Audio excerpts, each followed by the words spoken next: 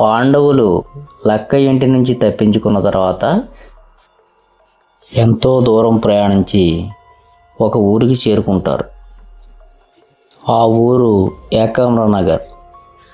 అయితే కుంతీదేవి ఇక్కడే కొంతకాలం ఉంటూ ఇక్కడి ప్రజలతో కలిసిమెలిసి ఉందామని అనడంతో వారందరూ అంగీకరించి అదేవిధంగా అదే ఊళ్ళో ఉంటూ అక్కడి ప్రజలకు సహకరిస్తూ పిల్లలకు సహాయం చేస్తూ వారితో ఆటలాడుతూ ఆ గ్రామస్తులతో కలిసిమెలిసి ఉంటారు. ఈ విధంగా కొంతకాలం గడుస్తుంది. ఒకనాడు సాయంత్రం ఆ ఊరి వారందరూ పండుగ జరుపుకుంటూ ఉంటారు. భీముడు వారితో కలిసి నృత్యం చేస్తూ ఉంటాడు. అలాగే కుంతీమాత ఆహారాన్ని తయారు చేస్తూ ఉంటుంది. అంతలో అక్కడ ఒక వృద్ధుడు బాధపడుతూ ఉండడం చూస్తారు. ధర్మరాజు అతని వద్దకు వెళ్ళి ఏం జరిగిందని అడుగుతాడు. దానికి అతడు ప్రతిరోజు బకాసురునికి ఒక బండెడు ఆహారం, ఒక మనిషిని బలి ఇవ్వాలని చెబుతాడు. కుంతీదేవి బాధపడుతుంది. అర్జునుడు కోపంతో పిడికిలి బిగిస్తాడు.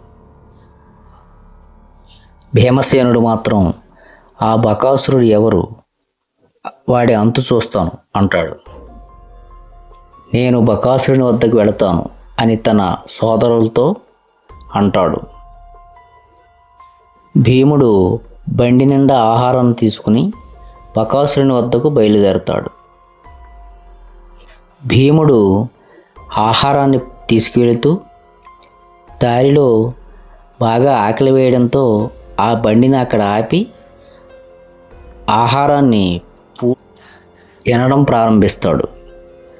అలా మెల్లమెల్లగా తింటూ తను తెచ్చిన ఆహారాన్ని పూర్తిగా పూజిస్తాడు.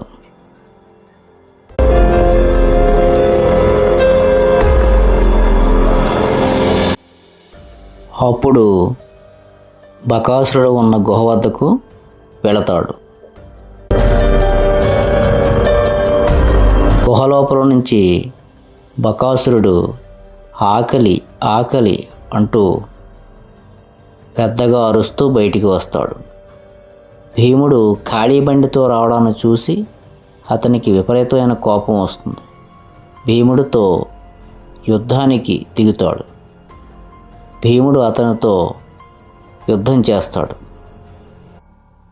భీముడు బకాసురునితో యుద్ధం చేసి అతనిని మట్టి కరిపిస్తాడు.